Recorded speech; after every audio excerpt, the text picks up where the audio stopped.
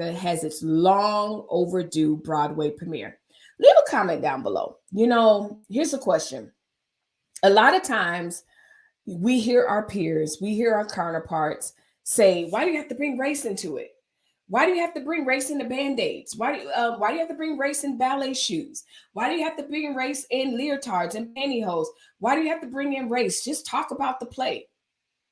But when you hear words as first, long overdue, never seen, never before cast, first,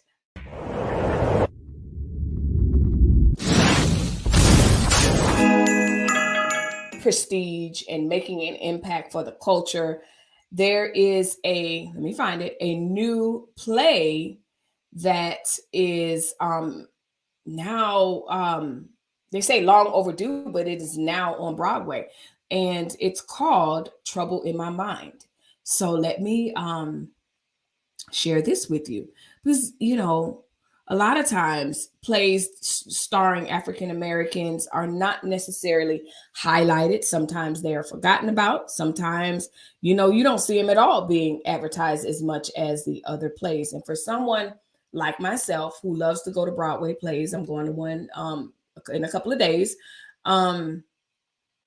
I enjoy the theater, but more importantly, I love to see when we are represented in on Broadway as well as off. So anyway, A Troubled Mind. This is a scene. It says Brandon Michael Hall, LaChance, and Chuck Cooper in Roundabout Theater Company's Trouble in Mind. Okay, so let me read about the piece. A prescient play about race in America has its long overdue Broadway premiere. Leave a comment down below. Here's a question. A lot of times we hear our peers, we hear our counterparts say, why do you have to bring race into it? Why do you have to bring race into Band-Aids? Why do you have to bring race in ballet shoes? Why do you have to bring race in leotards and pantyhose? Why do you have to bring in race? Just talk about the play.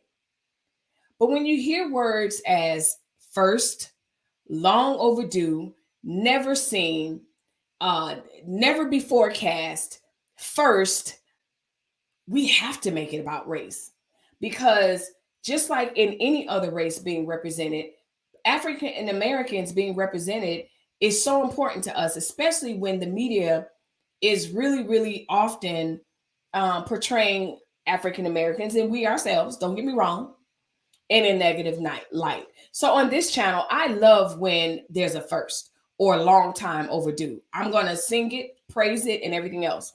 And everything that I named, from the ballet shoes to the leotards, to the tights, to the Band-Aids, to the crayons, like 20, 40 years before we got a crayon that matched all of our skin tones.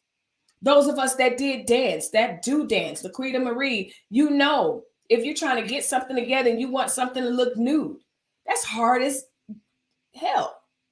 Trying to find something to match all the dancers or whatever. It's gotten easier, but it was hard. And forget a new ballet shoe. Forget about it.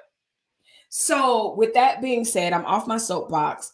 This play is about race, and it's Trouble in Mind, a 1955 play by Alice Childress. Looks at a company of mostly Black actors putting on an anti-lynching play by white creators.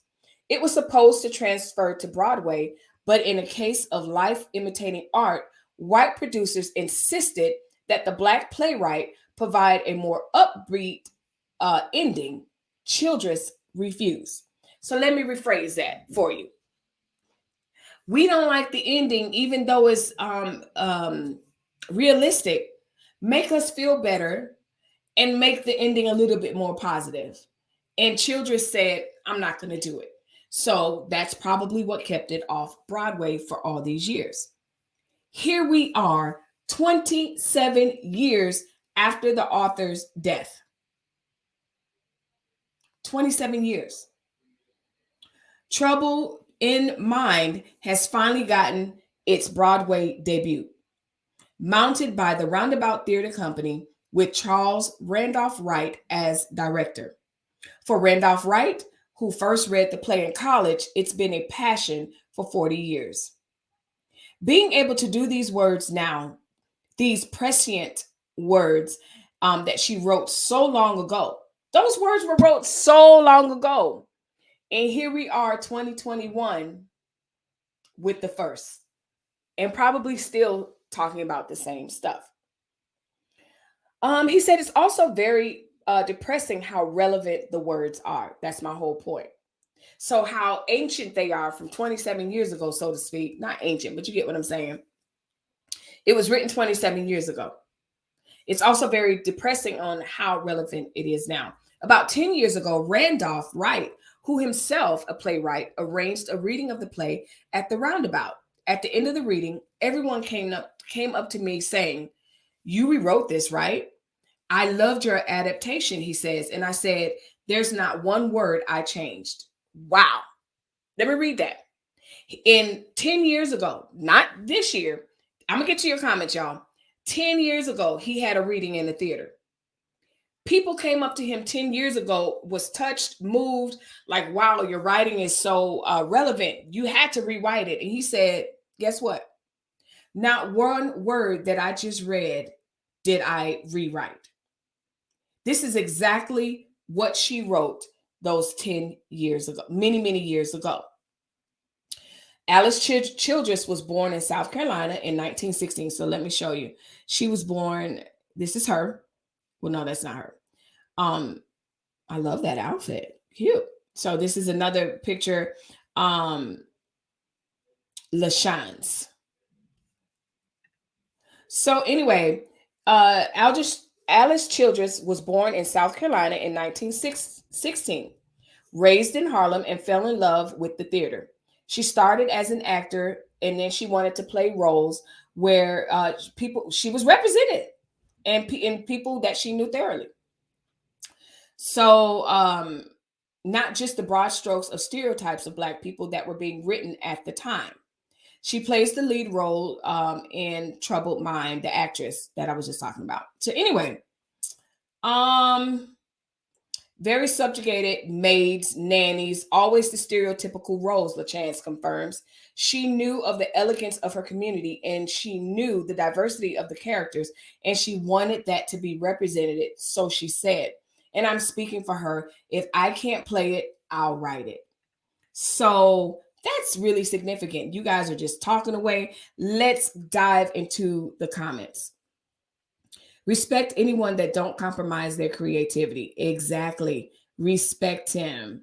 Patrice says profound 100%. Absolutely. Kudos.